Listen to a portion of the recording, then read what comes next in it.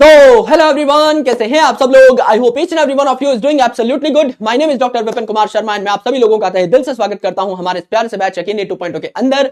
अगर आप सभी लोग मुझे ठीक तरीके से देख पा रहे हैं, सुन पा रहे हैं, then give me a big fat thumbs up और a big red heart in the chat section so that we can start today's wonderful session up, जहां पर हम लोग चर्चा करने वाले हैं मैकेनिज्म ऑफ ट्रांसक्रिप्शन की।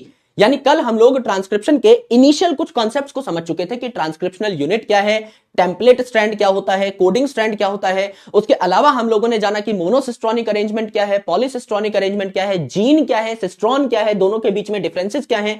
आज हम ट्रांसक्रिप्शन के मैकेनिज्म को डिटेल में खोल के रख देंगे, वो भी एक स्लाइड के अंदर अंदर, और इस तरीके से पढ़ेंगे कि आप जिंदगी भर नहीं भूल पाएंगे। This is my assurance, this is my surety. बस जो बता रहा हूं उसको गौर से सुनना है, समझना है, कोई डाउट आए तो उसको पूछ लेना है, and you are going to be more than done for your examination.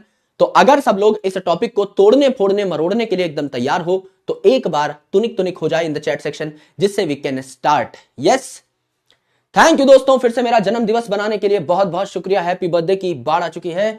Good afternoon everyone, सुस्वागतम, सभी भाइयों बहनों का स्वागत है वीपू भैया की इस क्लास में। हियर वी गो, ओमनिस सेलुला ई सेलुला। क्या यार, सुबह सुबह किस मूड के साथ आते हो तुम लोग। आओ, ठुनिक ठुनिक हो चुकी है ना। चलो बहुत बढ़िया यार, very good very good very good. Energy जो है शानदार है, लगता है सब लोगों ने सर्दी में च्यवनप्राश खा लिया है, बहुत अच्छी बात है। अब उस च्यवनप्राश का जोश यहां पर दिखाया जाए और फोड़ा जाए इस टॉपिक को। कल हम लोगों ने एक छोटा सा टॉपिक जानबूझकर छोड़ दिया था, उस टॉपिक को पहले कवर कर लेते हैं। That topic is called as split gene arrangement.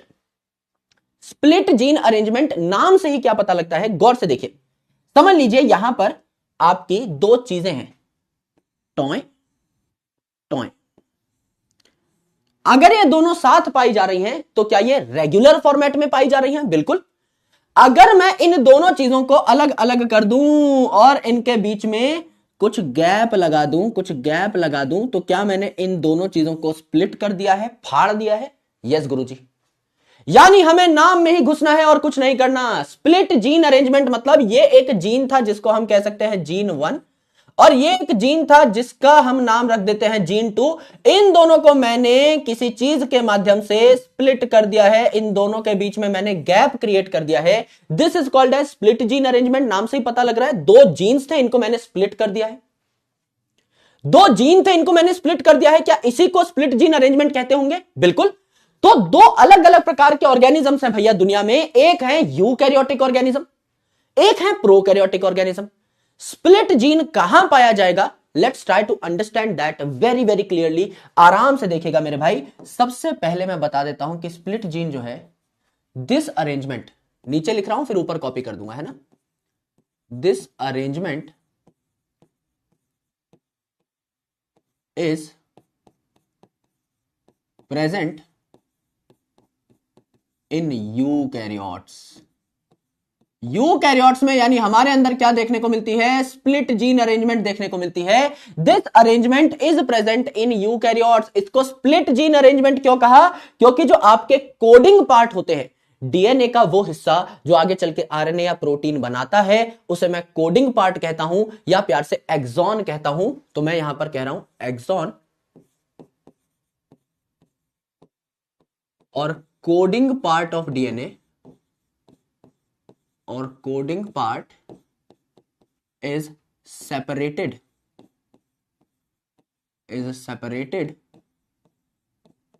Bye introns और नॉन कोडिंग पार्ट। यानी ये जो कोडिंग पार्ट है ये नॉन कोडिंग पार्ट द्वारा इंटरप्टेड होता है। यानी नॉन कोडिंग पार्ट जो है ये कोडिंग पार्ट्स के बीच बीच में पाया जा रहा होता है और इसे स्प्लिट कर रहा होता है। इसे मैं स्प्लिट जीन अरेंजमेंट कहता हूं। फॉर एग्जाम्पल समझ लीजिए, यहां पर मैंने बनाया आपका एक स्ट्रैंड, यहां पर मैंने बनाया आपका एक स्ट्रैंड, करेक्ट। ये स्ट्रैंड है, इसे मैं कह रहा हूं 5 प्राइम टू 3 प्राइम। ये स्ट्रैंड है, इसे मैं कह रहा हूं 5 प्राइम टू 3 प्राइम। और मैं कह रहा हूं कि ये जो ऑरेंज वाला पार्ट है यह है एक्सॉन यानी कोडिंग पार्ट है। तो दो कोडिंग पार्ट के बीच में आपका क्या आ गया? नॉन कोडिंग पार्ट आ गया। ये वाला कोडिंग पार्ट, ये वाला कोडिंग पार्ट, बीच में हरा वाला नॉन कोडिंग, दो ऑरेंज के बीच में हरा वाला नॉन कोडिंग, दो ऑरेंज के बीच में हरा वाला नॉन कोडिंग, दो ऑरेंज के बीच में हरा वाला आपका क्या आ जाएगा?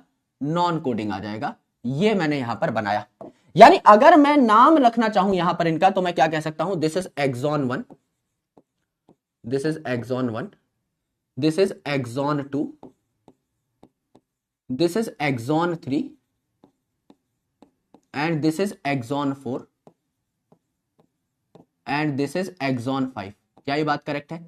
एकदम करेक्ट है गुरुजी। यहां पे 5 एक्सॉन्स हो गए और इन 5 एक्सॉन को स्प्लिट करने के लिए बीच में क्या देखने को मिला आपको? बीच में देखने को मिला इंट्रॉन 1। 2 एक्सॉन के बीच में, एक्सॉन 1 और 2 के बीच में इंट्रॉन 1, एक्सॉन 2 और 3 के बीच में इंट्रॉन 2, इंट्रॉन 3 और 4 के बीच में इंट्रॉन 3 और एक्सॉन 4 और 5 के बीच में इंट्रॉन 4।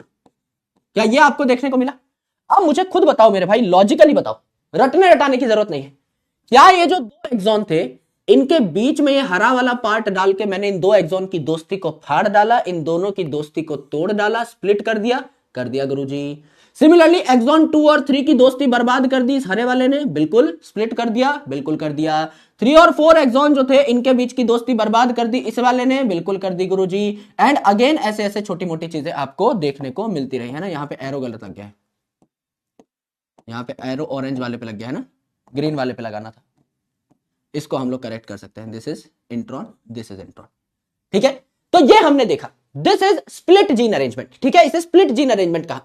अब ये जो स्ट्रक्चर आपका बना है ना मेरे बंधु, ये जो स्ट्रक्चर आपका बना है, समझ लीजिए डीएनए से आपने आरएनए बनाया, तो इस आरएनए में सारी की सारी चीजें आती हैं, एक्सॉन इंट्रॉन सब आता है। इसे हम क्या कहते हैं? एचएनआरएनए, एचएनआरएनए कहते हैं, या इसे कहते हैं प्राइमरी ट्रांसक्रिप्ट। ट्रांसक्रिप्शन से जब यूकैरियोट में ट्रांसक्रिप्शन होगी तो पहले प्राइमरी ट्रांसक्रिप्ट बनेगा, एचएनआरएनए बनेगा, यानी हेट्रोजीनियस न्यूक्लियर आरएनए बनेगा।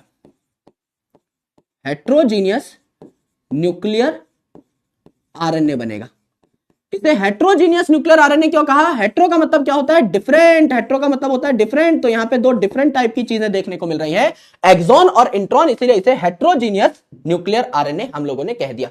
अब ये जो हेट्रोजीनियस न्यूक्लियर आरएनए है, इसकी क्या होती है? प्रोसेसिंग होती है। अब हमें बिना काम की चीजें हटानी भी तो हैं, तो इसकी हम प्रोसेसिंग करेंगे। अगर हम प्रोसेसिंग करेंगे तो हम क्या करेंगे? स्प्लाइसिंग करेंगे। आगे हम स्प्लाइसिंग पढ़ेंगे कल। तो स्प्लाइसिंग क्या होती है? It is the removal of intron, it is the removal of introns. जो बिना काम की चीजें थी, इनको मैं क्या कर दूंगा? रिमूव कर दूंगा। इंट्रॉन्स को हम लोग क्या कर देंगे? रिमूव कर देंगे। करेक्ट है जी, एकदम करेक्ट है मेरे बंधु। अगर मैं इंट्रॉन्स को रिमूव कर रहा हूं तो मैं क्या करूंगा? ये आपका एक इंट्रॉन था, इसको मैंने हटा दिया। ये आपका दूसरा इंट्रॉन था, इसको भी मैंने हटा दिया। ये तीसरा इंट्रॉन था, इसको भी मैंने हटा दिया।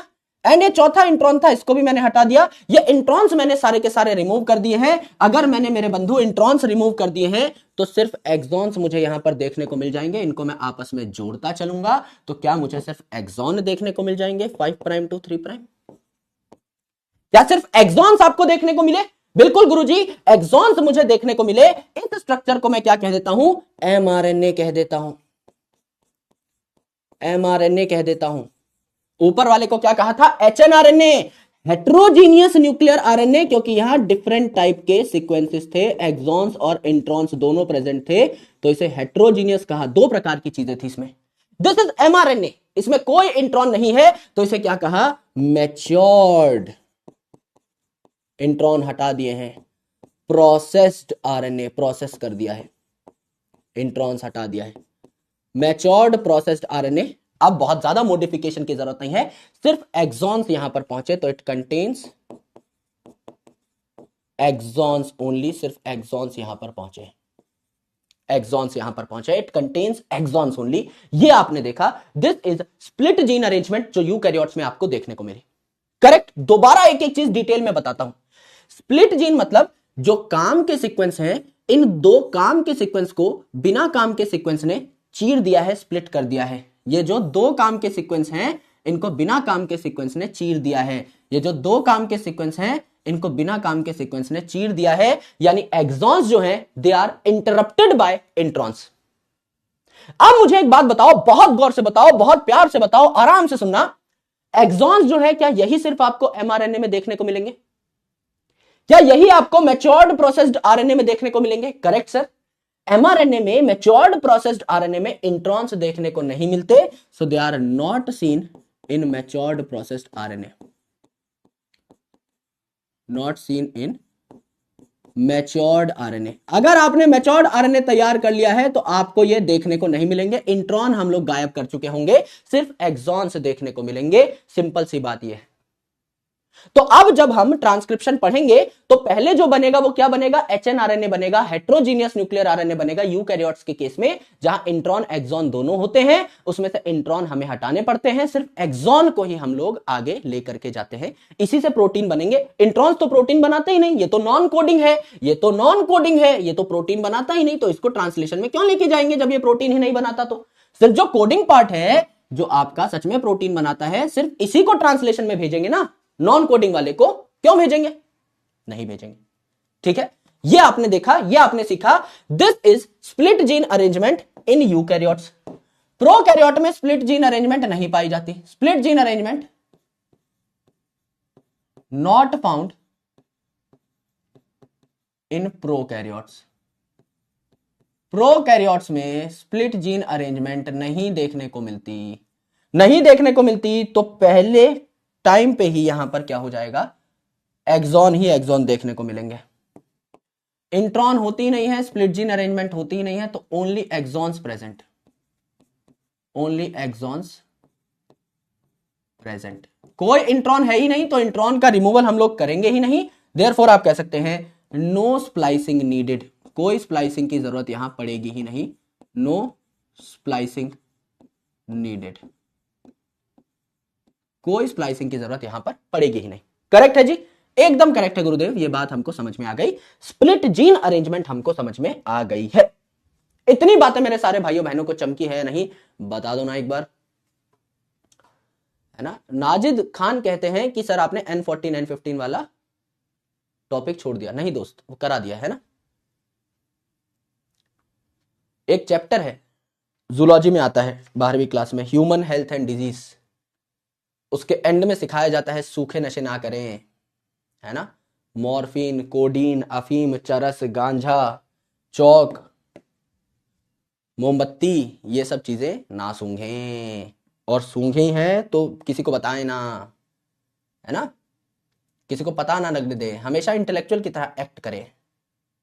अगर शाणे नहीं हो तो शाणा दिखने का नाटक करें कि अरे सर क्या बात बोली थी आपने उस दिन, मैं तो चकित ही रह गया। तो इससे सामने वाले को भी कॉन्फिडेंस आता है कि वाह, इसको तो सब पता है, ये बच्चा तो बहुत गौर से क्लास में पढ़ रहा होगा, है ना। नींद पूरी ले मेरे भाई, है ना, कोई टेंशन नहीं है। कई बार हो जाता है नींद नहीं हो पाती पूरी, बट दैट्स कंप्लीटली फाइन, है ना, कोई दिक्कत नहीं है। यहां तक बात समझ में आ गई, मजाक कर रहा था दोस्त, है ना, सीरियस नहीं होना है। आओ आओ मेरे भाई, यहां तक की बातें सच में सबको समझ में आ गई हैं, एक बार बता दो ना, एंड एक बार लिख लिया है तो डन बोल दो in the chat section, so that we can move forward, है ना। बहुत बढ़िया, आ जाओ। चैट सेक्शन भर डाला है सभी नशेड़ियों ने बता करके कि हम क्या क्या सूंघते हैं गुरुजी, पेट्रोल, केरोसिन, है ना, अलग अलग अलग चीजें सबने भाई अपनी अपनी स्कीम्स लीक कर दी हैं। नहीं, ऐसा कुछ करना नहीं चाहिए लाइफ में, है ना, नशे से तो दूर रहो। नासा करना है तो पढ़ाई का करो, बीमारी भी सफलता वाली होगी।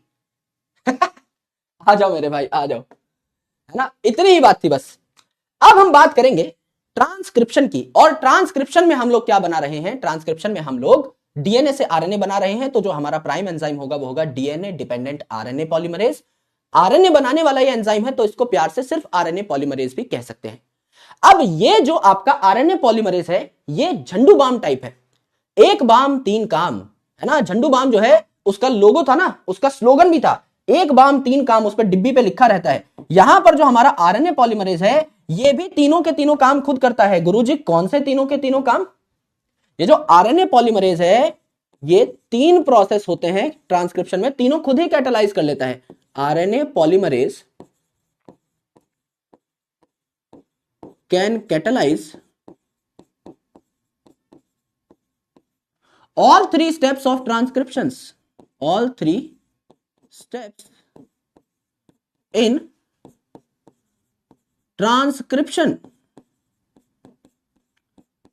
namely कौन कौन से स्टेप है मेरे भाई यहां पर जो हम अगले स्लाइड में पढ़ने वाले हैं, नेमली इनिशिएशन यानी ट्रांसक्रिप्शन स्टार्ट होगी, इलोंगेशन यानी लंबा लंबा जो है आपका आरएनए बनेगा, एंड टर्मिनेशन यानी आरएनए जो है ये टर्मिनेटर साइट पर जाकर जितना आरएनए बना होगा वो झड़ जाएगा, तो टर्मिनेशन हो जाएगी। ये तीन आपके प्रोसेसेस हैं जो आपको देखने होते हैं, right? Initiation, elongation and termination, ये तीन आपके स्टेप्स हैं, तीन आपके प्रोसेसेस हैं। ये तीनों के तीनों प्रोसेसेस कौन कैटेलाइज करता है? अकेला आरएनए पॉलीमरेज ही कैटेलाइज करता है। गुरुजी कैसे कैटेलाइज करता है एक बार बता दीजिए। यहां पर हम एक आरएनए पॉलीमरेज बना लेते हैं मेरे भाई, नन्हा मुन्ना प्यारा सा आरएनए पॉलीमरेज बना लेते हैं। दिस इज आवर पॉलीमरेज, है ना? नन्हे मुन्ने आरएनए पॉलीमरेज, तेरी मुट्ठी में क्या है? ये सवाल जब मैंने इससे पूछा तो इसने मुझे तीन अलग अलग चीजें दिखाई। यस, इसने कहा गुरुजी एक बार मेरी मुट्ठी में एक फैक्टर है जिसे मैं कहता हूं सिग्मा फैक्टर, जिसे हम ग्रीन कलर से बना देते हैं क्योंकि यह इनिशिएशन फैक्टर। तो आरएनए पॉलीमरेज ने कहा गुरुजी जब मैं प्रोसेस को स्टार्ट करता हूं, जब मैं आरएनए बनने के प्रोसेस को स्टार्ट करता हूं तो मैं सिग्मा फैक्टर लेकर के बैठा होता हूं, मैं सिग्मा फैक्टर लेकर के इनिशिएट करता हूं। दूसरी इंपॉर्टेंट चीज यह है जब यह अकेला होता है तो नाम ही है आरएनए पॉलीमरेज, तो इलोंगेशन यानी आरएनए का पॉलीमराइजेशन अकेला कर लेगा, तो इसके हाथ में कुछ नहीं है। एंड मेरे भाई जब इसको ट्रांसक्रिप्शन के प्रोसेस को टर्मिनेट करना होता है तो हम लाल झंडी दिखा देंगे। यहां पर एक और फैक्टर आता है, रोने वाला फैक्टर आता है। ट्रांसक्रिप्शन खत्म हो गई तो इसका रोना निकल गया, तो यहां रो फैक्टर आता है, करेक्ट? तो यहां पर मेरे बंधु तीन चीजें आपको देखने को मिली। This particular thing is called as sigma factor, this particular thing is called as sigma factor. यह सिग्मा फैक्टर इनिशिएशन कराता है, तो इसे हम क्या कह सकते हैं? इनिशिएशन फैक्टर भी कह सकते हैं गुरुजी, इसे हम कह देते हैं इनिशिएशन फैक्टर। क्या ये बात करेक्ट है? एकदम करेक्ट है गुरुदेव। दूसरी इंपॉर्टेंट चीज, इट इज अलोन। एक बार ऐसा आएगा जब ये अकेला हो जाएगा एकदम तुम्हारे मास्टर जी जैसा, मास्टर जी। और दूसरा जो है कौन सा फैक्टर होगा? Rho factor. ओ लीलू मत रोवे, रो फैक्टर है ये। रो फैक्टर को हम लोग प्यार से क्या कहते हैं? टर्मिनेशन फैक्टर भी कहते हैं, क्योंकि ये टर्मिनेट करा देगा प्रोसेस को। टर्मिनेशन फैक्टर इसे हम कह सकते हैं। यस, ये तीन कमाल दिखाता है आपका कौन? RNA polymerase. अगर मेरे दोस्त सिग्मा फैक्टर है तो इसे इनिशिएशन फैक्टर कहा, तो it will initiate transcription, it will initiate transcription. अगर आपका आरएनए पॉलीमरेज अकेला है, ये जो हमने बनाया है ऑरेंज कलर से, ये है आपका आरएनए पॉलीमरेज। अगर ये पॉलीमरेज अकेला है तो ये क्या करेगा? अगर ये अकेला है तो क्या करेगा? ये आपका इलोंगेशन करेगा, यानी आरएनए को पॉलीमराइज करेगा। इलोंगेशन यानी लंबा लंबा आरएनए बनाएगा, इट विल पॉलीमराइज आरएनए। अकेला है ये, पॉलीमरेज अकेला है तो क्या करेगा? पॉलीमराइजेशन करेगा, it will polymerise RNA, RNA बनाएगा। और जब आरएनए बन के कंप्लीट हो जाएगा तो ये क्या करेगा? एंड करेगा ट्रांसक्रिप्शन को। उसके लिए इसे एक फैक्टर चाहिए जिसका नाम है रोहो फैक्टर। एंड करेगा ये किसको? ट्रांसक्रिप्शन को, करेक्ट है? तो ये अकेला जो आपका यहां पर पॉलीमरेज है, एंजाइम है, ये तीनों काम कर रहा होता है। शुरुआत भी खुद करेगा मेरे भाई, इलोंगेशन भी खुद कर देगा और एंड भी खुद कर देगा। तो ये जो सिग्मा फैक्टर है स्टार्ट करके भाग जाता है, फिर ये अकेला हो जाता है, फिर रो फैक्टर आता है, प्रोसेस खत्म करके भाग जाता है। अगर कोई प्रोसेस शुरू करने आ रहा है और उसके बाद चला जा रहा है, इसका मतलब ये लूजली बाउंड करेगा, हाँ के ना? यस गुरुजी। यानी सिग्मा फैक्टर आता है फिर चला जाता है, ये अकेला हो गया।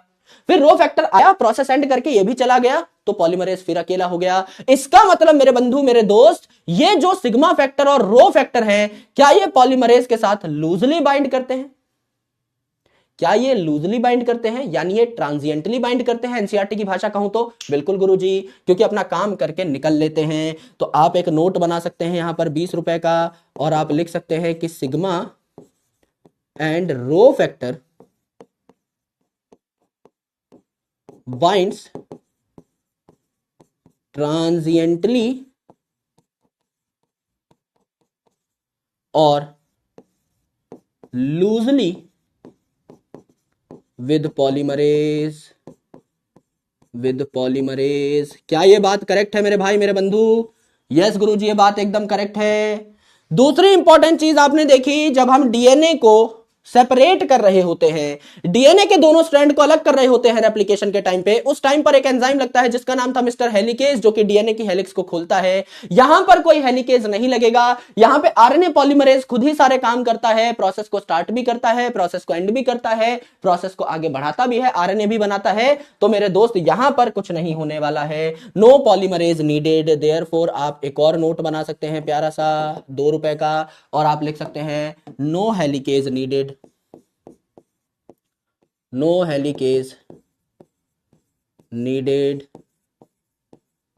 since RNA polymerase catalyze all steps, catalyze all steps। क्या ये बात समझ में आई? जी गुरुजी, बात समझ में आ गई। आरएनए बनाने के लिए डीएनए को चाहे खोलने की बात हो, चाहे आपका प्रोसेस इनिशिएट करने की बात हो, चाहे आपका आरएनए पॉलीमराइज करने की बात हो, सारे के सारे काम कौन करेगा? आपका आरएनए पॉलीमरेज ही करेगा। एक अकेला सारे काम कर लेता है। करेक्ट, ये हमने सीखा, ये हमने जाना, अद्भुत माया हमने देखी किसकी? आरएनए पॉलीमरेज की, मिस्टर आरएनए पॉलीमरेज की। अब हमें इसे थोड़े डिटेल में पढ़ना है। अब हम इसकी चमत्कार जो है इसको थोड़ा और डिटेल में जान रहे होंगे, लेकिन उससे पहले इट इज वेरी इंपॉर्टेंट कि आप ये स्लाइड लिख ले, और लिखने के बाद डन बोल दे इन द चैट सेक्शन। उसके बाद मैं आपको थोड़ा आगे लेकर के चलूंगा, थोड़ी और वार्तालाप आपके साथ करूंगा, एंड उसके बाद हम लोग एनसीईआरटी पढ़ के कुछ सवाल सॉल्व करेंगे। अब in the next slide we are going to talk about the mechanism of transcription. Mechanism of transcription हम लोग पढ़ेंगे। क्लियरेंद्र बाहुबली हो चुका है, बहुत अच्छी बात है, वेरी गुड, बहुत बढ़िया। जूलॉजी प्रचंड से पढ़ सकते हैं, बिल्कुल पढ़ सकते हो यार, 11th क्लास है हालांकि सिर्फ प्रचंड में, 12th का आई हैव सेड टीम, अभी हालांकि मिशन 100 में मैं हूं, है ना, तो थोड़ा देखते हैं कैसा क्या रहता है।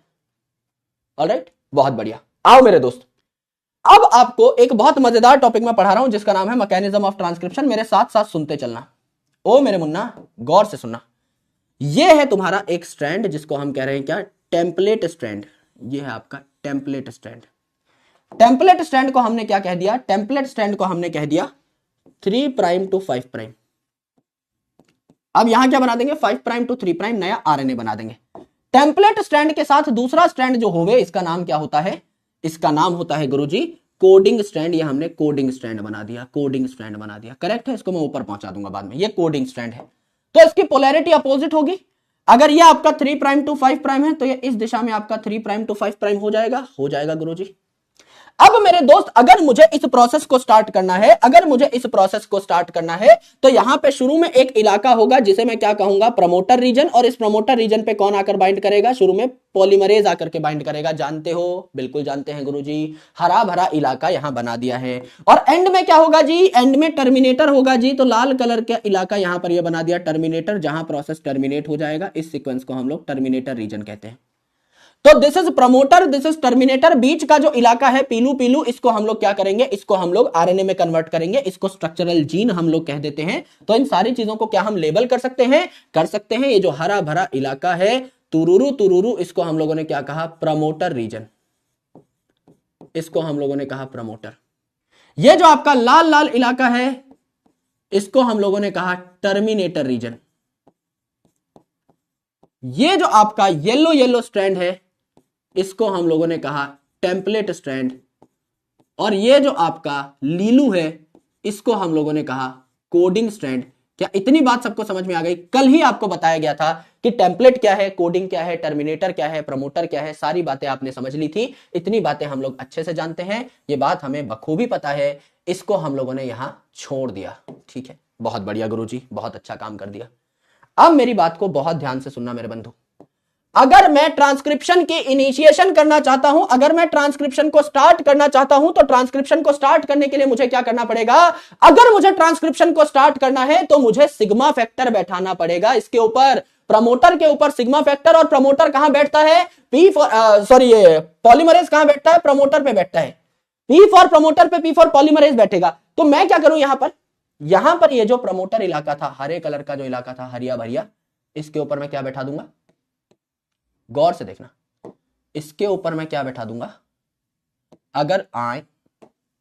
अगर मुझे ये प्रोसेस स्टार्ट करना है, अगर मुझे ये प्रोसेस स्टार्ट करना है, इनिशिएशन कराने के लिए मैं क्या चाहूंगा, सिग्मा फैक्टर आ जाए गुरुजी। सिग्मा फैक्टर आएगा, कहां बैठेगा, आपका पॉलीमरेज पे बैठेगा, और पॉलीमरेज कहां बैठ गया, इस जगह पर आकर बैठ गया, इस जगह पर आकर बैठ गया, आ गया गुरुजी।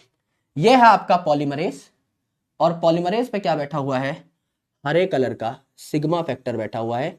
ये पूरा का पूरा जुगाड़ आकर के यहां पर टिक गया है एट द इनिशियल पॉइंट। ये आपका पॉलीमरेज है एंड इस पे सिग्मा फैक्टर बाइंडेड है। ये कहां आ गया, ये आपका बाइंड हो गया है एट प्रमोटर रीजन। तो polymerase binds at promoter, binds at promoter. Promoter पे पॉलीमरेज बाइंड कर गया है तो क्या धाएं धाएं धाएं धाएं बनाना शुरू कर देगा आरएनए, बिल्कुल। तो क्या इस प्रोसेस की इनिशिएशन हो चुकी है, क्या इस प्रोसेस की इनिशिएशन हो चुकी है, बिल्कुल इस प्रोसेस की इनिशिएशन हो चुकी है। आप कह सकते हैं टू ओपन डीएनए हेलिक्स। अब दोनों के दोनों टेम्पलेट और कोडिंग स्ट्रैंड को अलग करना पड़ेगा, तो आप कह सकते हैं to separate coding and template strand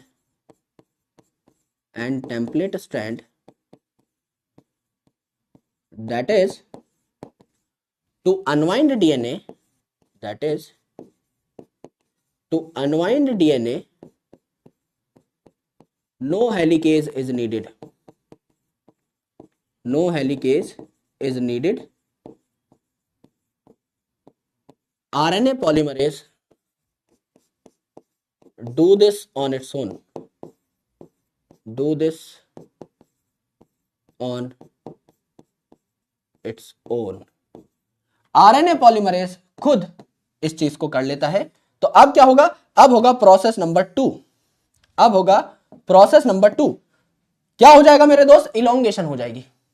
अब क्या हो जाएगी, इलोंगेशन हो जाएगी। गौर से सुना, अगर ये डीएनए के स्ट्रैंड में यहीं पर बना लूं, आराम से देखिए, सेम डीएनए के स्ट्रैंड अगर मैं यहां पर बना लूं, तो ये है आपका येलो कलर का डीएनए स्ट्रैंड, जिसको हम कह रहे हैं टेम्पलेट स्ट्रैंड। ये धीरे धीरे आपका खुलता चला जाएगा, और इसी के साथ लगा हुआ है आपका कौन, आपका लगा हुआ है कोडिंग स्ट्रैंड, जिसको हमें आरएनए में कन्वर्ट नहीं करना है। ये भी आपका खुलता चला जाएगा। इन दोनों स्ट्रैंड्स को मैं सेपरेट करता चला जाऊंगा, ठीक है जी। और ये जो आपका यहां पर मैंने बनाया है सिग्मा फैक्टर, ये अभी अपना काम निपटा के चला जाएगा। ये सिर्फ इनिशिएट कराने आता है इस प्रोसेस को। बच गया क्या आपका, बच गया मिस्टर पॉलीमरेज। ये पॉलीमरेज आगे बढ़ता रहता है। यहां से प्रोसेस स्टार्ट हो गया था, toy toy toy toy toy toy, आगे बढ़ता गया, बढ़ता गया, यहां आ गया। यहां तक का आरएनए आप बना चुके हो। ये आगे बढ़ता चला जाएगा, डीएनए को आरएनए में कन्वर्ट करता चला जाएगा। इलोंगेशन का काम अकेले इसी का है, तो ये अकेला बढ़ता चला जाएगा। सिग्मा फैक्टर अब आपने हटा दिया है। सिग्मा फैक्टर जो था ये इनिशिएशन के बाद हटा दिया है, तो आप कह सकते हैं sigma factor removed after initiation. Initiation के बाद इसका काम ही नहीं है, तो ये लूजली बाउंड होता है, तो it is removed after initiation. Initiation correct है जी, एकदम करेक्ट है। यहां हमने क्या बना लिया, यहां हमने इनिशियल जो सीक्वेंस बनाया था, इसको हम लोगों ने क्या कहा था, प्रमोटर। जहां पे पॉलीमरेज बाइंड कर रहा था, ये था आपका प्रमोटर। और मेरे दोस्त सबसे एंड में जो सीक्वेंस आया था, ये क्या था आपका, टर्मिनेटर। ये क्या था आपका, टर्मिनेटर था। करेक्ट, ये क्या है आपका, टर्मिनेटर है। ठीक है, यहां पर जाकर के पॉलीमरेज अपना काम करना बंद कर देगा। लेट्स से मैं एक हाइपोथेटिकल सीक्वेंस ले लेता हूं। यहां पर ये जो आपका येलो कलर का था, इसका मैंने सीक्वेंस ले लिया स्टैंड का, A T G C G C T A C C G T A C T A C T A C. यहां तक की मैंने बात की है। ये आपके सिर्फ ऑरेंज कलर का सीक्वेंस है। अगर आप ब्लू वाले का सीक्वेंस निकालना चाहें तो अकॉर्डिंगली निकाल लेंगे। ए के सामने टी, टी के सामने ए, जी के सामने सी, सी के सामने जी, जी के सामने सी, सी के सामने जी, टी के सामने ए के सामने टी, सी के सामने जी। यहां जी सी ए के सामने टी, सी के सामने जी, टी के सामने ए के सामने टी, फिर जी ए टी जी। दूसरे स्टैंड का भी निकाल सकते हैं। अब मैंने क्या किया, जैसे जैसे पॉलीमरेज आगे बढ़ रहा था, मेरी बात को बहुत प्यार से सुनना मेरे भाई, जैसे जैसे पॉलीमरेज आगे बढ़ रहा था, पॉलीमरेज पहले यहां था, पहले यहां था ए के पास, तो ए के साथ इसने क्या बना दिया, ए के साथ इसने क्या बना दिया, खुद बताओ। अगर यहां पर ये पॉलीमरेज चलता गया तो सबसे पहले इसमें क्या बनाया, ए से क्या बनाएगा, ए के सामने क्या बनता है, ए के सामने गुरुजी बनता है यू, टी तो होता नहीं है आरएनए में, तो हम आरएनए बना रहे हैं तो ए के सामने क्या बनेगा, यू बनेगा, टी के सामने क्या बनेगा, ए बनेगा। पॉलीमरेज आगे बढ़ता जा रहा है, जी के पास गया सी बना दिया, सी के पास गया जी बना दिया, जी के पास गया सी बना दिया, सी के पास गया जी बना दिया, टी के पास गया ए बना दिया, ए के पास गया यू बना दिया, सी के पास गया जी बना दिया, सी के पास गया जी बना दिया, जी के पास गया सी बना दिया, टी के पास गया ए बना दिया, ए के पास गया यू बना दिया, सी के सामने जी, टी के सामने ए के सामने यू, सी के सामने जी, टी के सामने ए के सामने यू, सी के सामने जी। क्या ऐसे आरएनए बनता गया, बिल्कुल बनता गया। आगे जाओगे और बेहतर तरीके से बनता जाएगा,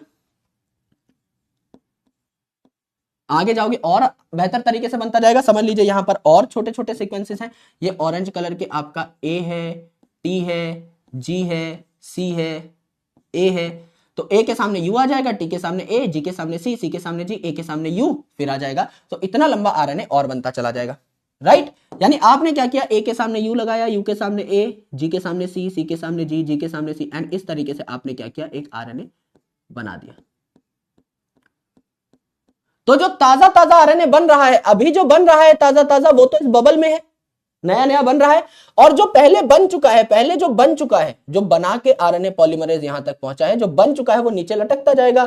ताजा ताजा जो बन रहा है वो आपका इस बबल के अंदर है, जो पुराना बन चुका है वो नीचे लटकता जा रहा है, और आरएनए बनता जाएगा, नीचे झूलता जाएगा, और आरएनए बनता जाएगा, नीचे झूलता जाएगा। सिर्फ ये मेन पार्ट जो अभी बन रहा है ये यहां पर लटका रहेगा।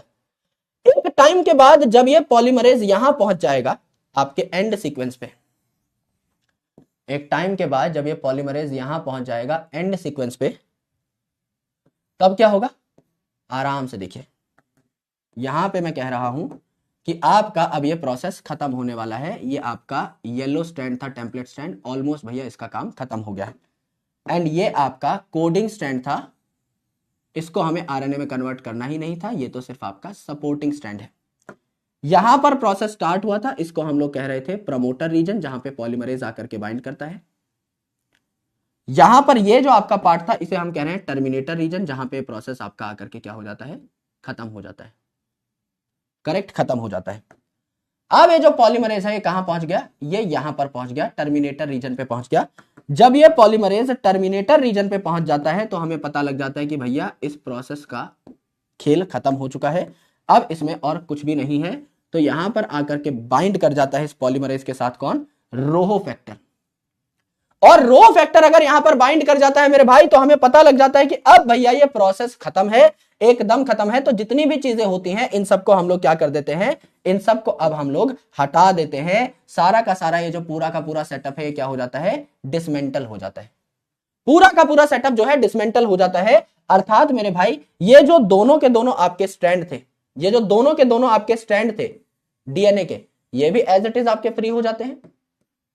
ये जो दोनों के दोनों डीएनए स्ट्रैंड थे इन पे से आपका पॉलीमरेज हट जाता है, ये भी एज इट इज आपके फ्री हो जाते हैं। तो जिन दो स्ट्रैंड से आपने शुरुआत की थी वो डीएनए भी एज इट इज आपका आ गया। ये जो आरएनए जितना बना है ये भी एज इट इज आपका रिलीज हो गया, नया आरएनए बोलते हैं इसको।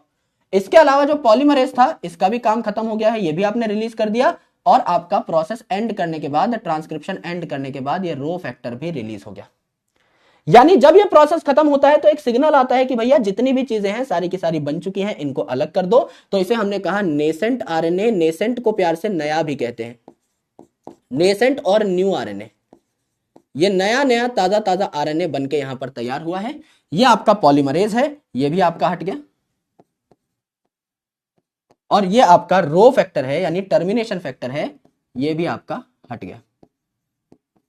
और जो डीएनए के दोनों स्ट्रैंड थे इन पे से सारा का सारा मामला रिमूव हो चुका है। This is termination.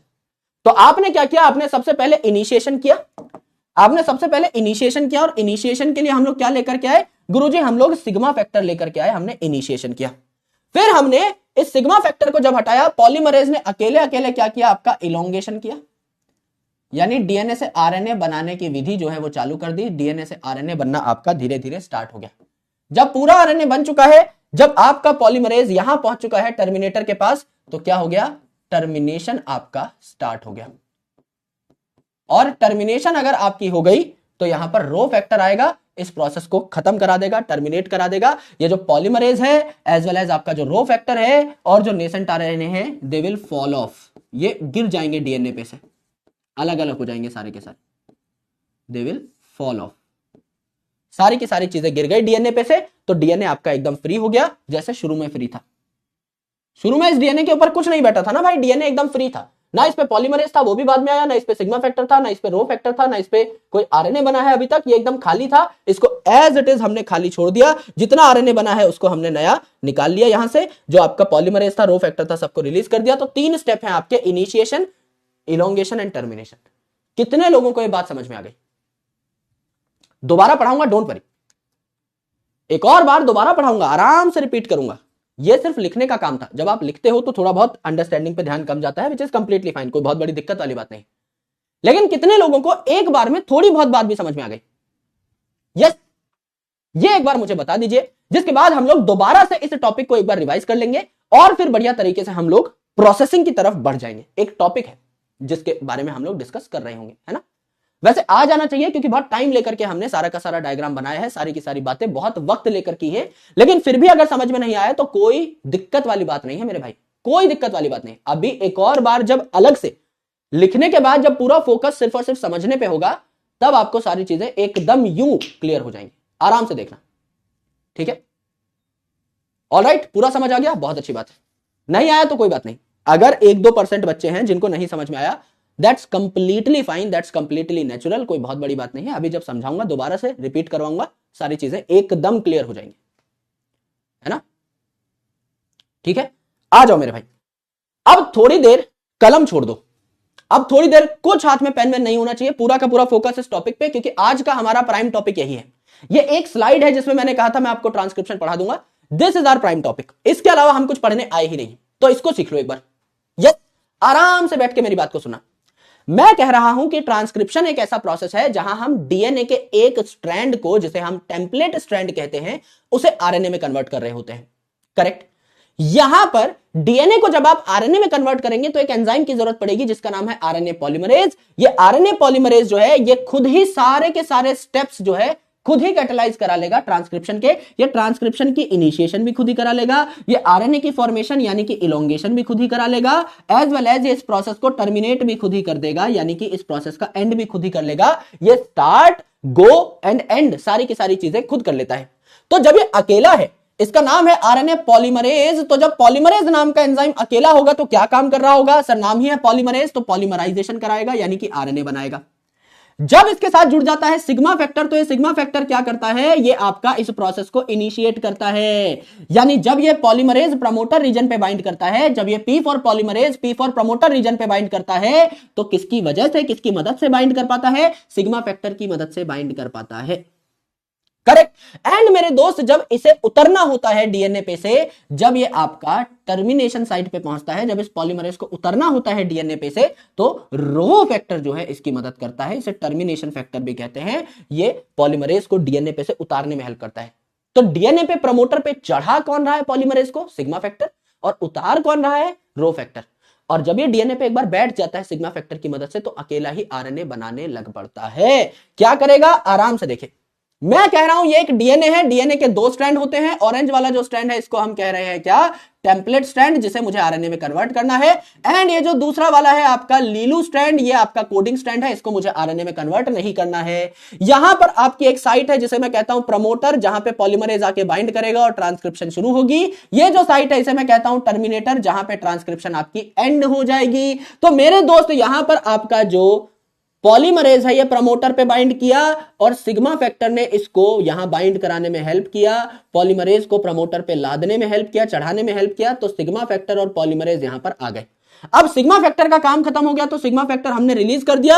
अब पॉलीमरेज क्या करेगा? इस टेम्पलेट स्ट्रैंड पे भागेगा, toy toy toy toy toy toy toy toy toy. क्या करेगा? इस टेम्पलेट स्ट्रैंड को पढ़ता जाएगा कि टेम्पलेट स्ट्रैंड में क्या सीक्वेंस है, उसी हिसाब से आरएनए बनाएगा। अगर टेम्पलेट स्ट्रैंड पे लिखा हुआ है ए, तो आरएनए बना देगा यू। यहां लिखा हुआ है टी, ले आएगा ए। यहां लिखा हुआ है सी, ले आएगा जी। यहां लिखा हुआ है जी, ले आएगा सी। ए के सामने यू, टी के सामने ए, सी के सामने जी, जी के सामने सी। इस डीएनए को पढ़ता जाएगा और डीएनए को पढ़ पढ़ के आरएनए बनाता जाएगा। लेकिन इस डीएनए के स्ट्रैंड को पढ़ने के लिए, अभी तो दोनों स्ट्रैंड गुथे हुए ना, इस डीएनए स्ट्रैंड को पढ़ने के लिए इसे खोलना पड़ेगा। तो ये डीएनए खोलने की भी जिम्मेदारी किसकी होती है? आरएनए पॉलीमरेज की होती है। जैसे जैसे आगे बढ़ता है डीएनए स्ट्रैंड्स को खुद ही खोलता चला जाता है। डीएनए पॉलीमरेज ही नहीं कर पाता, हेलिकेज की जरूरत होती है उसे, लेकिन आरएनए पॉलीमरेज खुद ही एक काम कर लेता है। इस प्रोसेस में हेलिकेज की जरूरत नहीं थी। तो जैसे जैसे पॉलीमरेज आगे बढ़ता जाएगा डीएनए को खोलता जाएगा। अब डीएनए को खोल दिया है तो यहां पे ए है, ए के सामने यू आ जाएगा, सी के सामने जी आ जाएगा, टी के सामने ए आ जाएगा, ए के सामने यू, सी के सामने जी, टी के सामने ए के सामने यू, सी के सामने जी। जैसा यहां पे सीक्वेंस होगा टेम्पलेट डीएनए पे, वैसा वैसा कॉम्प्लीमेंट्री आरएनए यहां बनता जाएगा। जो ताजा ताजा बन रहा है आरएनए वो यहां फंसा हुआ है, पुराना आरएनए नीचे की साइड लटका हुआ है। जब यह पॉलीमरेज भाग करके यहां आ जाएगा टर्मिनेटर सीक्वेंस पे, तो रो फैक्टर जो है इसको बुलाना पड़ेगा कि भैया पॉलीमरेज को नीचे उतारो इस डीएनए पे से। तो पॉलीमरेज नीचे उतर जाएगा, रो फैक्टर भी अपना काम करके नीचे उतर जाएगा, और जितना भी आरएनए बना होगा ये भी आपका नीचे उतार दिया जाएगा। तो डीएनए पहले की तरह फ्री हो जाएगा। यानी जब आपको इस पॉलीमरेज को चढ़ाना था डीएनए के ऊपर तो सिग्मा फैक्टर काम आया, जब आपको इस पॉलीमरेज को उतारना है डीएनए से तो रो फैक्टर काम आया, और जब ये पॉलीमरेज अकेला था तो ये आपका आगे बढ़ता जा रहा था, डीएनए के टेम्पलेट स्ट्रैंड को पढ़ता जा रहा था और उसी हिसाब से आरएनए बनाता जा रहा था। अब कितने लोगों को, कितने भाइयों को समझ में आ गया है? बता दो ना फटाफट। अब क्लैरिटी आ गई है? एक बार लाल कलर के दिलों की बारिश कर दो अगर ये टॉपिक बहुत अच्छे से समझ में आ गया है तो। एक स्लाइड में सारी चीजें, जैसा मैं हमेशा बोलता हूं डायग्राम बात करते हैं, इस डायग्राम में ऐसी कोई चीज नहीं है जो अपने आप में अपना एक्सप्लेनेशन खुद नहीं दे रही। अगर आप थ्योरी ना भी लिखते इस डायग्राम में, हर चीज चीख चीख के अपने बारे में बता रही है कि मैं जो हूं इनिशिएशन कराता हूं, मैं जो हूं टर्मिनेशन कराता हूं। हरा सीक्वेंस जो है यहां शुरुआत होगी तो प्रमोटर है, लाल सीक्वेंस लाल झंडी दिखा दी टर्मिनेटर है, बीच में टेम्पलेट और कोडिंग अलग अलग बता दिया, टेम्पलेट का ही सिर्फ सीक्वेंस लिखा और उसी का कॉम्प्लीमेंट्री आरएनए बताया। हर एक चीज अपनी गवाही खुद दे रही है। That is the most important part of a diagram. अगर डायग्राम बनाओ तो ऐसा बनाओ। यस, आ गया है? बहुत अच्छी बात है यार। पूरा चैट सेक्शन जो है धुआं धुआं हो चुका है। Very good. अब भी कोई डाउट रहता है तो डाउट सेक्शन में एक बार डाल दो। अब भी कोई डाउट रहता है तो डाउट सेक्शन में डाल सकते हो। यस, बहुत शानदार, वेरी गुड, वेल डन। आओ मेरे भाई, अब हम थोड़ी सी बातें करेंगे प्रोकैरियोट और यूकैरियोट की ट्रांसक्रिप्शन के बारे में, बेसिक डिफरेंसेस, जनरल डिफरेंसेस। आराम से सुनिएगा, बहुत इंपॉर्टेंट है, आराम से पढ़ेंगे। और इस स्लाइड के बाद एक छोटी सी बात और बताऊंगा, फिर आपको मैं छोड़ दूंगा। बहुत ज्यादा आपके साथ आज मैं आपको दिमाग पे लोड नहीं दूंगा, क्योंकि इसके बाद एक छोटा सा टॉपिक और है ट्रांसक्रिप्शन का। कहोगे तो एक्स्ट्रा क्लास ले ली जाएगी, कहोगे तो रिकॉर्डेड डाल देंगे। आधे घंटे का टॉपिक है, that is post processing, post transcriptional modifications. कि आपने अगर एक आरएनए बना लिया है एचएन आरएनए, उससे एमआरएनए कैसे बनेगा, वो अगर आपको जानना है तो कर लेंगे हम लोग, एक वोट करा लेंगे आज, है ना। आओ तो मेरे दोस्त एक बार यहां देख लेते हैं कि हम लोगों ने प्रोकैरियोट वर्सेस यूकैरियोट देखना है ट्रांसक्रिप्शन के मामले में। कंपार्टमेंट की अगर आप बात करें तो क्या प्रोकैरियोट में कोई न्यूक्लियस नाम की चीज है? क्या प्रोकैरियोट में कोई न्यूक्लियस नाम की चीज है? सर न्यूक्लियस होता ही नहीं है, नाम ही है प्रोकैरियोट। प्रो यानी प्रिमिटिव, कैरियन यानी न्यूक्लियस, यानी कोई वेल डिफाइंड न्यूक्लियस नहीं है। तो यहां क्या होता है, साथ साथ होती है transcription and translation, transcription and translation occur in cytoplasm that too cooperatively। क्या बात कर दी है गुरुजी, इतना जोर क्यों लगा दिया है इस शब्द पे, कोऑपरेटिवली पे? अभी बताते हैं। कोऑपरेटिवली समझ लो ये एक प्रोकैरियोट है। अगर ये एक प्रोकैरियोट है तो आरएनए भी सेम कंपार्टमेंट में बन रहा है, आपका प्रोटीन भी सेम कंपार्टमेंट में बनेगा, क्योंकि न्यूक्लियस नाम की तो चीज ही नहीं है। अब मेरे भाई अगर समझ लो यहां पे आरएनए बनता जा रहा है, क्या इसके पीछे पीछे इस पे राइबोसोम लगा के प्रोटीन भी बनाना स्टार्ट कर सकता हूं? कर सकता हूं, सेम ही कंपार्टमेंट में तो सब हो रहा है। यूकैरियोट्स में क्या करना है आपको, यूकैरियोट्स में आपका एक न्यूक्लियस है, डीएनए से डीएनए बनाया न्यूक्लियस में ही, डीएनए से आरएनए बनाया न्यूक्लियस में ही। अब इस आरएनए को मैं न्यूक्लियस से बाहर भेजूंगा साइटोप्लाज्म में, तब जाके इस पे राइबोसोम बैठेंगे, तब प्रोटीन बनेंगे। तो ट्रांसक्रिप्शन और ट्रांसलेशन अलग अलग कंपार्टमेंट में हो रहे हैं, साथ साथ नहीं हो सकते। लेकिन मेरे भाई when it comes to prokaryote, तो जैसे जैसे आरएनए बनता जा रहा है, जैसे जैसे आरएनए थोड़ा सा बन के बाहर निकला, इसके पीछे ही राइबोसोम चिपका के इसका प्रोटीन भी साथ साथ बनाना शुरू कर दिया। यानी कंप्लीट आरएनए अभी बना भी नहीं है, अभी बन ही रहा है, थोड़ा सा रहता है ना अभी बनना, अभी कंप्लीट आरएनए बना भी नहीं है, लेकिन पीछे से मैंने प्रोटीन बनाना भी धक धक धक धक शुरू कर दिया है। तभी तो आपका झटपट काम कर लेता है प्रोकैरियोट, इतनी फटाफट डिवाइड कर लेता है। तो यहां पर कोऑपरेटिवली ये काम करते हैं, यानी ट्रांसक्रिप्शन पूरी होने से पहले ही कई बार ट्रांसलेशन स्टार्ट हो जाती है, ऐसा भी आप देख सकते हैं। तो यहां पर क्या होता है, therefore translation can start even before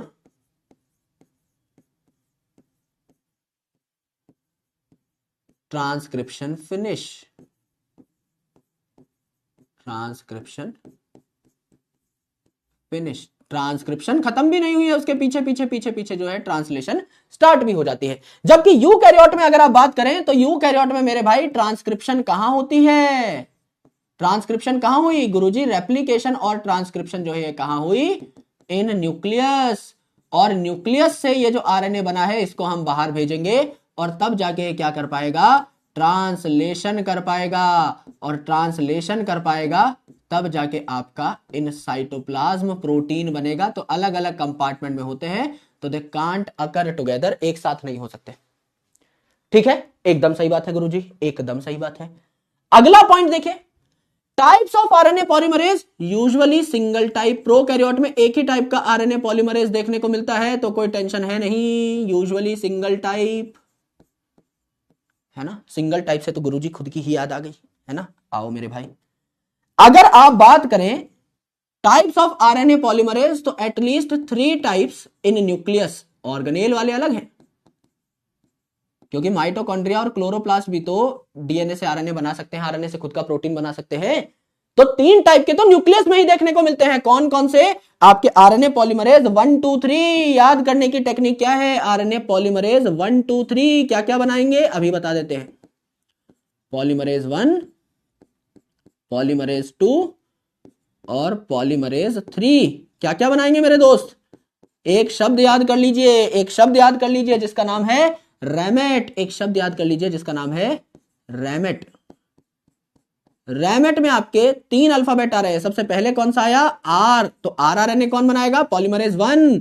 बीच में आया एम, तो आरएनए पॉलीमरेज 2 क्या बनाएगा, एमआरएनए। और आरएनए पॉलीमरेज 3 क्या बनाएगा, टीआरएनए बनाएगा। इसे हम रैमेट कहते हैं। ठीक है, आरएनए पॉलीमरेज 1 क्या बनाएगा, गुरुजी ने क्या बात कर दी है, आरआरएनए बनाएगा।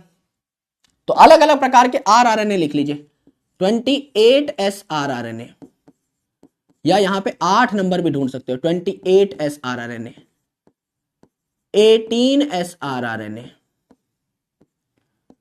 5.8S rRNA. 8 ढूंढ लिया, 8 ढूंढ लिया गुरुजी, 8 ढूंढ लो, बात खत्म। पॉलीमरेज 1, 7 - 1 थाला फॉर अ रीजन। पॉलीमरेज 1 8 ढूंढ लो, 28 18 5.8S आरआरएनए। आरआरएनए बनते हैं, ये हमें यहां से पता है। पॉलीमरेज 2 में बनेगा एमआरएनए। एमआरएनए बनने से पहले क्या बनता है, आज का हमारा मेन टॉपिक यही था। एमआरएनए बनने से पहले एचएनआरएनए बनता है। एचएनआरएनए की मॉडिफिकेशन से ही तो एमआरएनए बना है। दोनों में से कोई भी लिख दो, दोनों में से कोई भी लिख दो। पॉलीमरेज 2 में दोनों में से कोई भी लिख दो, एचएनआरएनए या इसी से बनता है भाई एमआरएनए, कोई बहुत बड़ी बात नहीं है, इसे एमआरएनए भी कहते हैं। ठीक है, बहुत अच्छी बात है। पॉलीमरेज 2 का सीधा सीधा है। जो बच गया दुनियादारी में वो हो गया आपका टीआरएनए। जो बच गया दुनियादारी में, क्या बचा, टीआरएनए, टीआरएनए, एसएनआरएनए। इसमें 8 नहीं आ रहा है, 5S आरआरएनए है ना, कि यहां पर तो गुरुजी एसआरआरएनए तो सारे यहां थे, आरएनए तो है ना, तो यहां लेकिन 8 भी आ रहा था ना, जिसमें 8 नहीं आ रहा है, ये एक्सेप्शनल है। ये आपका पॉलीमरेज 3 बनाता है। एसएनआरएनए का मतलब क्या है, small nuclear RNA, small nuclear RNA. SN का मतलब है स्मॉल न्यूक्लियर। ठीक है जी, एकदम करेक्ट है, कोई दिक्कत नहीं, सिंपल सी बात है भाई। पॉलीमरेज 1 जो है वो हर वो चीज बनाएगा जो आरआरएनए है जिसमें 8 आ रहा है, 28 18 5.8 सब में 8 आ रहा है, सब में 8 आ रहा है। यस, इस नंबर को नोट कर लो, 8 को। ठीक है। पॉलीमरेज 2 mRNA बनाता है, mRNA खुद hnRNA से बनाता था, दोनों एक में आ गए, जो बच गया दुनिया की जो दिक्कत परेशानी है सबको एक पोटली में बांधो, पॉलीमरेज 3 पे रख दो, सिंपल सी बात, याद हो जाने चाहिए, ठीक है। अब देखो मेरे भाई प्रोसेसिंग कैसी होगी भाई, प्रोकैरियोट जो है, प्रोकैरियोट में नो स्प्लाइसिंग नीडेड, आज ही बताया है सुबह सुबह, नो स्प्लाइसिंग नीडेड, क्योंकि मेरे भाई स्प्लिट जीन अरेंजमेंट यहां पे था ही नहीं, इंट्रॉन्स आपके एब्सेंट थे, इंट्रॉन्स एब्सेंट थे, नो स्प्लाइसिंग नीडेड। और प्रोसेसिंग में यहां पे क्या होगा, introns need to be removed, eukaryotes में स्प्लिट जीन अरेंजमेंट थी, introns need to be removed, therefore splicing needed, splicing needed, therefore splicing की जरूरत पड़ी है, सिंपल सी बात है, पहले से जानते हैं, बस इस पॉइंट को कंसोलिडेट करके यहां पे लिख लिया। यानी याद करने की चीज क्या है भाई, प्रोकैरियोट में ट्रांसक्रिप्शन और ट्रांसलेशन सेम ही कंपार्टमेंट में होती है। कई बार तो ऐसा हो रहा है कि आरएनए बन रहा है, पीछे पीछे प्रोटीन भी बनना शुरू हो गया, तो एक कोऑपरेटिव इवेंट्स होते हैं। जबकि आपका कंपार्टमेंट यूकैरियोट में अलग है, न्यूक्लियस में ट्रांसक्रिप्शन हो रही है और ट्रांसलेशन करने के लिए साइटोप्लाज्म में जाना होगा, तो दोनों अलग अलग कंपार्टमेंट में होते हैं। आरएनए पॉलीमरेज प्रोकैरियोट में सिंपल प्रोसेस है, एक ही टाइप का होता है यूजुअली, लेकिन यूकैरियोट्स में 3 टाइप का हो सकता है न्यूक्लियस में, पॉलीमरेज 1 2 3। तो 1 जो है ये बनाएगा हर प्रकार का आरआरएनए, 2 बनाएगा एमआरएनए, 3 बनाएगा टीआरएनए। तो आरआरएनए में आया 8 नंबर भी, 28 एसआरआरएनए, 18 एसआरआरएनए, 5.8 एसआरआरएनए। यहां बनेगा आपका एमआरएनए यानी एचएनआरएनए भी, जो बच गया आपका पॉलीमरेज 3 के पिटारे में डाल दो। प्रोसेसिंग भैया, बैक्टीरिया में इंट्रॉन होते ही नहीं है, स्प्लिट जीन अरेंजमेंट होते ही नहीं है, तो हटाने की जरूरत भी नहीं है। यहां यूकैरियोट्स में इंट्रॉन होंगे तो स्प्लाइसिंग की जरूरत पड़ेगी, प्रोसेसिंग की जरूरत पड़ेगी। इतनी बात समझ में आ गई तो बता दो मेरे भाई, इतनी बात समझ में आ गई? यस, इजी है, यस, बहुत शानदार, बहुत बढ़िया। यह हमारी छोटी सी प्यारी सी डिस्कशन थी अबाउट ट्रांसक्रिप्शन। मैकेनिज्म एकदम कंप्लीट हो गया है ट्रांसक्रिप्शन का, कुछ नहीं बचता है। ट्रांसक्रिप्शन का मैकेनिज्म हुआ, कैपिंग एंड टेलिंग अभी पढ़ेंगे ना, अभी स्टार्ट नहीं किया है, पीटीएम स्टार्ट नहीं किया है, पोस्ट ट्रांसक्रिप्शनल मॉडिफिकेशन शुरू ही कहां किया है, सिर्फ स्प्लाइसिंग की बात कर रहे हैं अभी हम। यहां पर हमने इंट्रॉन एक्सॉन सिंस पढ़ लिया है, स्प्लिट जीन अरेंजमेंट पढ़ लिया है, तो सिर्फ उसकी बात कर रहे हैं। अभी हम लोगों ने कैपिंग टेलिंग के बारे में सुना ही नहीं है, तो उसकी बात यहां पर करके जबरदस्ती आपको कंफ्यूज नहीं करेंगे। We are obviously going to read about that, हमारा अगला टॉपिक वही है कि कैपिंग क्या होती है, टेलिंग क्या होती है, and rest of the things. Correct, बहुत शानदार। अब एक छोटी सी बात और बताता हूं, आगे भी काम आएगी जीवन में, जब हम अगला टॉपिक पढ़ेंगे ट्रांसलेशन। यहां पर मेरे साथ थोड़ी सी थ्योरी है, लिख लीजिएगा। यहां हम कहते हैं ड्यूरिंग ट्रांसलेशन, यानी प्रोटीन बनाने के दौरान, during translation all 3 types of RNA are needed। Translation के दौरान तीनों प्रकार के आरएनए जो हैं, इनकी हमें जरूरत पड़ती है। कैसे जरूरत पड़ती है, गौर से देखिएगा। सबसे पहला एमआरएनए। क्या एमआरएनए को पढ़ पढ़ के ही हम लोग प्रोटीन बनाएंगे? जैसे डीएनए के टेम्पलेट स्ट्रैंड को पढ़ के हमने आरएनए बनाया, ऐसे ही एमआरएनए को पढ़ पढ़ के हम प्रोटीन बनाएंगे। तो एमआरएनए जो है it acts as a template. क्या इसी को पढ़ पढ़ के, इसी के बारे में सीख सीख के हम लोग प्रोटीन बनाएंगे? यस। कैसा प्रोटीन बनेगा, ये इंफॉर्मेशन एमआरएनए में ही है। दूसरी इंपॉर्टेंट चीज जो है मेरे बंधु, वो है आपकी टीआरएनए। टीआरएनए अडेप्टर का काम करता है, यानी ये आपके लिए अलग अलग अमीनो एसिड लेके आएगा। प्रोटीन अगर बनाने हैं तो अमीनो एसिड जोड़ जोड़ के ही बनाओगे। कौन सा अमीनो एसिड लेके आना है ये कैसे पता लगेगा, टीआरएनए पता लगाएगा। So it acts as an adapter, तो it acts as an adapter and it brings amino acids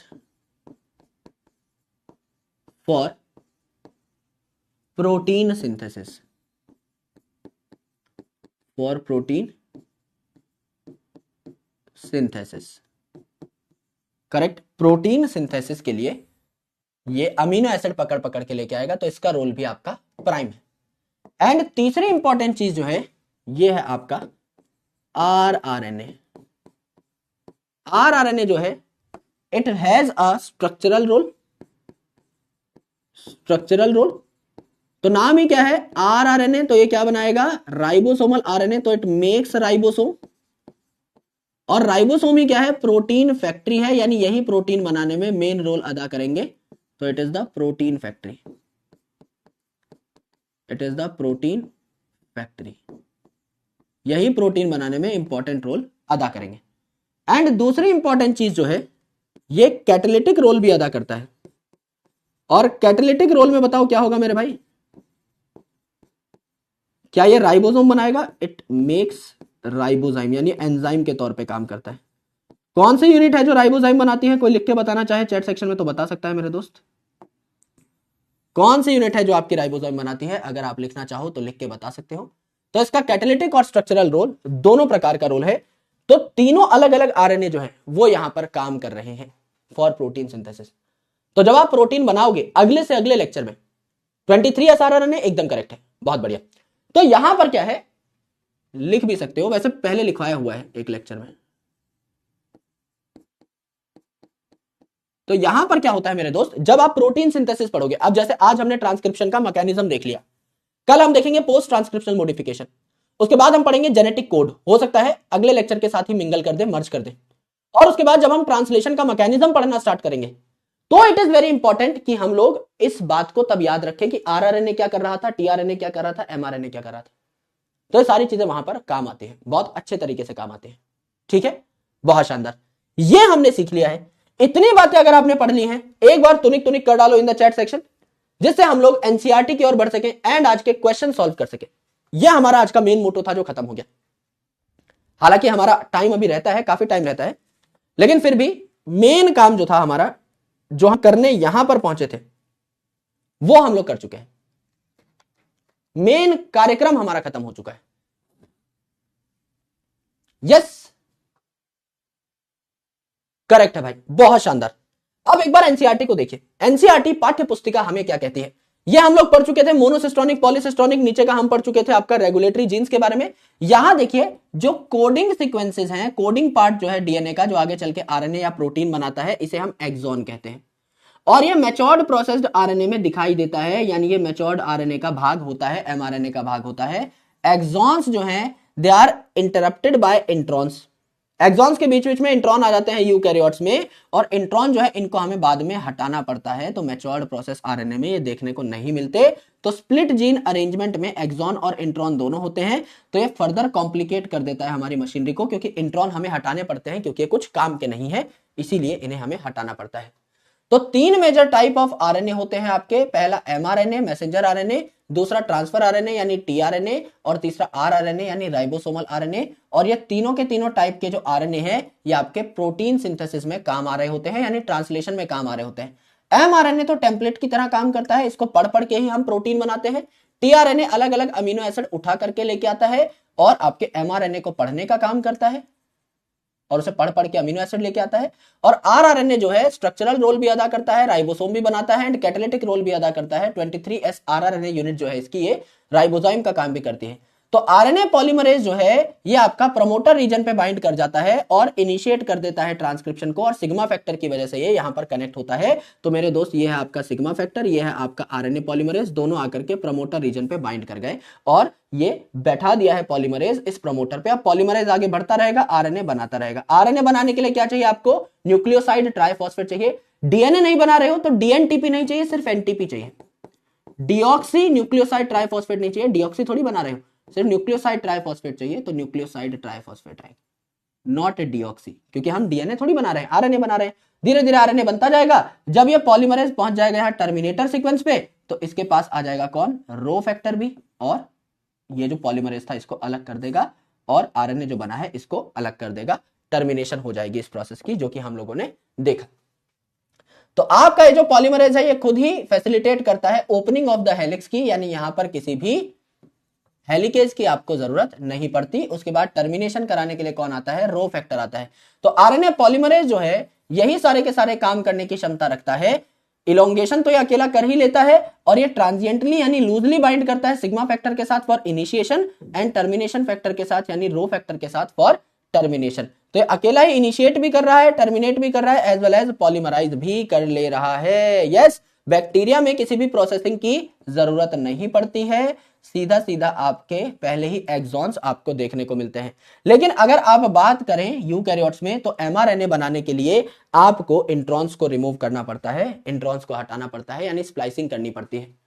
तो यूकैरियोट जो है, यहां दो अलग अलग चीजें हैं जो कि आपको एडिशनली टैकल करनी पड़ेंगी। पहली चीज यह है कि यहां पर 3 आरएनए पॉलीमरेज होते हैं सिर्फ न्यूक्लियस के अंदर, राइट। ऑर्गेनेल वाले अलग हैं, लेकिन मेरे भाई न्यूक्लियस के अंदर ही 3 आरएनए पॉलीमरेज हैं। पॉलीमरेज 1 क्या बनाएगा, हर प्रकार का आरआरएनए बनाएगा, जैसे कि 28 एसआरआरएनए, 18 एसआरआरएनए एंड 5.8 एसआरआरएनए।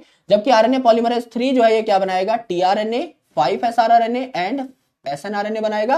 एंड आपका आरएनए पॉलीमरेज 2 जो है ये आपका hnRNA as well as mRNA तैयार कर रहा होता है। दूसरी कॉम्प्लेक्सिटी ये है कि आपके यूकैरियोट्स में आपके इंट्रॉन्स भी होते हैं, उनको भी आपको हटाना है, तो स्प्लाइसिंग भी करनी पड़ती है एंड एडिशनली कैपिंग टेलिंग भी करनी पड़ती है। ये आप नेक्स्ट सेशन में पढ़ लेंगे और हम लोग फिर आगे बढ़ जाएंगे, डिस्कशन करना शुरू करेंगे हम टीआरएनए के स्ट्रक्चर की एंड देन जेनेटिक कोड की ओर हम लोग बढ़ जाएंगे एंड ट्रांसलेशन की ओर हम लोग बढ़ जाएंगे। करेक्ट है। कुछ सवाल सॉल्व करते हैं मेरे बंधु, मेरे भाई, कुछ सवाल सॉल्व कर लेते हैं, आराम से देखिएगा, सवालों का सिलसिला जो है शुरू किया जाए एक बार। करेक्ट। अब ये 2 सवाल पिछले लेक्चर के हैं। द पार्ट ऑफ डीएनए जो कि पूरी पॉलीपेप्टाइड बना सकता है, पूरा का पूरा प्रोटीन बना सकता है, इसे हम क्या कहते हैं, सिस्ट्रॉन कहते हैं।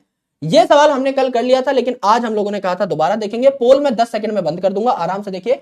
स्प्लिट जीन अरेंजमेंट में जो कोडिंग सीक्वेंस होता है, इसे क्या कहा, यानी स्प्लिट जीन अरेंजमेंट में 2 चीजें होती हैं, exon intron, exon intron, exon intron, exon intron.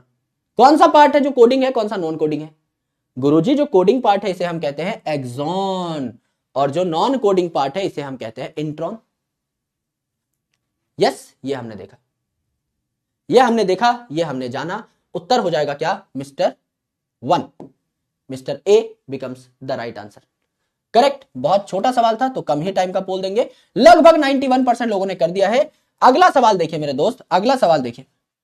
Which of the following step in transcription are catalysed by RNA polymerase? RNA polymerase इनमें से कौन कौन सी चीज कर सकता है, इनिशिएशन, इलोंगेशन, टर्मिनेशन या सबका सब? मेरे भाई, आरएनए पॉलीमरेज के हाथ में अलग अलग चीजें हैं, कभी सिग्मा फैक्टर, कभी रो फैक्टर, कभी वो अकेला है, लेकिन सारे काम कर खुद ले रहा है मेरे भाई, कर हर चीज खुद सकता है। सिग्मा फैक्टर की मदद अगर लेगा तो आपका क्या कर ले जाएगा, ये इनिशिएशन कर ले जाएगा, और रो फैक्टर की मदद अगर लेगा तो टर्मिनेशन कर ले जाएगा। लेकिन ultimately it can do all the things on its own, and that's why multipurpose enzyme हम इसको कह रहे थे कि भाई झंडू बाम से कंपेयर कर दिया था भाई को, एक बाम 3 काम, तीनों काम अकेले इकट्ठे खुद ही कर लेता है, इतनी ज्यादा जो है इसकी काबिलियत है। उत्तर हो जाएगा मिस्टर डी। यस, पीवाईक्यू का सवाल है, लगभग 86% लोगों ने सही कर दिया है। ठीक है, अगला सवाल देखिए, 5 सेकंड का टाइम दूंगा। Synthesis of RNA molecule is terminated by signal recognised by, termination factor कौन सा है इनमें से? टर्मिनेशन फैक्टर कौन सा है? अल्फा, डेल्टा, सिग्मा, रो, एक ही पढ़ा है हमने। तो मेरे भाई इनमें से आपका टर्मिनेशन फैक्टर कौन सा था? टर्मिनेशन फैक्टर कौन सा था? Sigma factor was the initiation factor, rho was the termination factor. तो उत्तर क्या हो जाता है, मिस्टर टर्मिनेशन फैक्टर हो जाता है। 96% लोगों ने सही कर दिया है, बहुत अच्छी बात है। तो rho factor becomes the right answer. अगला सवाल देखिए, split gene includes, split gene में क्या होता है? स्प्लिट जीन अरेंजमेंट आपकी कहां पाई जा रही थी? यूकैरियोट्स में पाई जा रही थी। इसमें कौन कौन सी 2 चीजें पाई जा रही थी? Exon intron, exon intron, exon intron, exon intron दोनों पाए जाएंगे स्प्लिट जीन अरेंजमेंट में, जो कि यूकैरियोट्स की पहचान थी। प्रोकैरियोट्स में स्प्लिट जीन अरेंजमेंट नहीं थी, तो वहां आपको कोई बीच में एक्सॉन के बीच में इंट्रॉन देखने को नहीं मिल रहा था। सिंपल सवाल है, इसमें भी बहुत ज्यादा टाइम नहीं देंगे। उत्तर हो जाएगा मिस्टर डी। 97% लोगों ने कर दिया है, पर सवाल भी आसान था। ठीक है, इनिशिएशन फैक्टर कौन सा है? 5 सेकंड का टाइम इसमें भी देंगे। अगर आपको आरएनए फॉर्मेशन इनिशिएशन शुरू करनी है तो क्या हो जाएगा? तो मेरे दोस्त आपका सिग्मा फैक्टर यहां पर काम आ जाएगा। यह भी आपका 5-10 सेकंड का सवाल था, यहां पे मैं पूल आपका बंद कर दूंगा, क्योंकि सारे सवाल थ्योरेटिकल ही हैं, बहुत छोटा सा ही टॉपिक था। देखते हैं उत्तर क्या है। उत्तर है आपका ए। आए आए, ये कैसे हो गया? कोई बात नहीं, अगला पोल लगाओ मेरे भाई। RNA polymerase 3 transcribes, RNA polymerase 3 क्या बनाएगा? गुरुजी हमने एक ट्रिक देखी थी, ट्रिक का नाम था रेमेट। तो आरएनए पॉलीमरेज 3 जो है बनाएगा टीआरएनए, इसके साथ 5s आरआरएनए और आपका बनाएगा एसएनआरएनए। यहां बन रहा था एमआरएनए एचएनआरएनए और यहां बन रहा था आपका आरआरएनए जिसमें 8 भी आ रहा था, 28s rRNA, 18s rRNA, 5.8s rRNA. Correct. तो यहां क्या हो जाएगा टीआरएनए एसआरआरएनए एसएनआरएनए, तीनों में से ढूंढ लो भाई क्या दिया है, टीआरएनए दिया है सीधा सीधा, तो कुछ करने की जरूरत नहीं थी, बहुत आसान था। करेक्ट उत्तर हो जाएगा मिस्टर ए, जो कि आप लोगों ने करेक्ट कर दिया है। नो पोल पर कोई बात नहीं, वो काउंट ही नहीं होगा लीडर बोर्ड के लिए क्योंकि सबका 0-0 ही है, तो स्कोर पे कोई खास फर्क पड़ेगा नहीं उसका।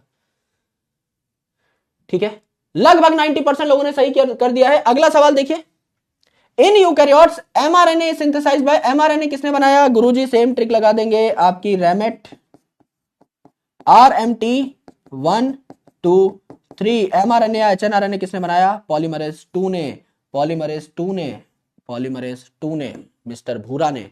ये आपका उत्तर हो जाता है, बड़ी आसानी से हम इसे सॉल्व कर लेते हैं।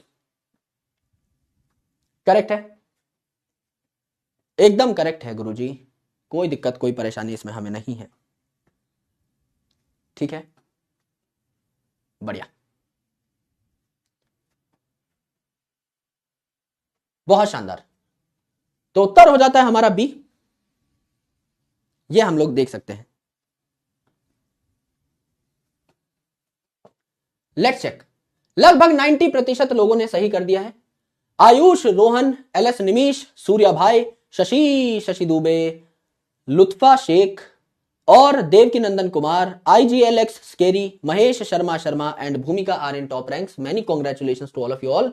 बाकी मेरे साथियों को भी बहुत बहुत बधाई। अब हम लोगों को क्या करना है, सिर्फ प्रोसेस ऑफ पोस्ट ट्रांसक्रिप्शन पढ़ना है, ये वाला पार्ट हम लोगों को पढ़ना है। उसके बाद दो छोटी छोटी चीजें और हैं, genetic code and structure of tRNA. Translation शुरू करने से पहले ये पढ़ना पड़ेगा, और जेनेटिक कोड ये एक लेक्चर में हो जाएगा। तो अब आपका जो लेक्चर बचा हुआ है, मतलब जो पार्ट बचा हुआ है पोस्ट ट्रांसक्रिप्शन मॉडिफिकेशन, वो 1 घंटे का है या उससे कम में ही हो जाएगा। तो अगर आप कहें तो मैं, अगर आप बुरा ना माने तो क्या मैं आपको एक रिकॉर्डिंग दे दूं जिससे आपका सिलेबस जल्दी खत्म हो और मैं नए साल पे आपको परेशान भी ना करूं? अगर आप कहें तो क्या एक रिकॉर्डिंग दे दी जाए, है ना? यस, अभी मिक्स हो जाएगा, बहुत कुछ मिक्स हो जाएगा क्योंकि अभी झटपट एक टॉपिक खत्म किया है ना, that's why I go in a topic wise way.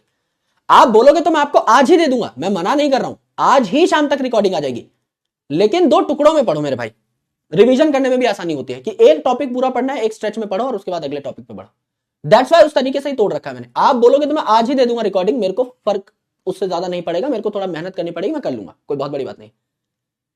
Yes, Sunday को फिर हम क्या कर सकते हैं, जैसे देखो अगर सैटरडे को हम लोग फिर स्ट्रक्चर ऑफ टीआरएनए पढ़ लेते हैं और जेनेटिक कोड पढ़ लेते हैं, क्योंकि genetic code is also big topic, है ना? तो इसके बाद हम ट्रांसलेशन शुरू कर सकते हैं, जो कि हम संडे को एक एक्स्ट्रा क्लास लेके, छोटी सी एक्स्ट्रा क्लास ले लेंगे सुबह। इस हफ्ते अगर हमने सेंट्रल डॉगमा खत्म कर दिया, अगले हफ्ते मंडे ट्यूसडे में हमारा रेगुलेशन ऑफ जीन एक्सप्रेशन और लैक ऑफ प्रॉन खत्म हो जाएगा। सैटरडे को हमारा डीएनए फिंगरप्रिंटिंग खत्म हो जाएगा। बीच में जो है हम लोग क्या कर लेंगे, आपका वो कवर कर लेंगे दैट ह्यूमन जीनोम प्रोजेक्ट। तो अल्टीमेटली हम लोग आगे बढ़ पाएंगे, है ना? तो नेक्स्ट जब भी हम चैप्टर स्टार्ट कर रहे होंगे उसमें हमें थोड़ी कम मेहनत करनी पड़ेगी क्योंकि म्यूटेशन वगैरह भी यहीं पे खत्म हो जाएगा, राइट? और उसके बाद माइक्रोब्स और वो सारी चीजें हैं, they are very theoretical in nature, तो कोई दिक्कत नहीं। यस, मैं ट्राई करता हूं, अगर मैं आज दे पाया वेल एंड गुड, अदरवाइज मैं कल दे दूंगा, लेकिन आज कल में ये चीज खत्म हो जाएगी। जब हम अगली बार पढ़ रहे होंगे, जब हम सैटरडे को साथ बैठ रहे होंगे, तो हम जेनेटिक कोड एंड टीआरएनए का स्ट्रक्चर पढ़ेंगे, ठीक है? कल आप बोलोगे मैं कल दे दूंगा, कोई दिक्कत नहीं। आज नहीं देंगे, कई लोग कह रहे हैं आज मत दो, आज नहीं देंगे, कल दे देंगे, ठीक है? लेकिन देंगे जरूर,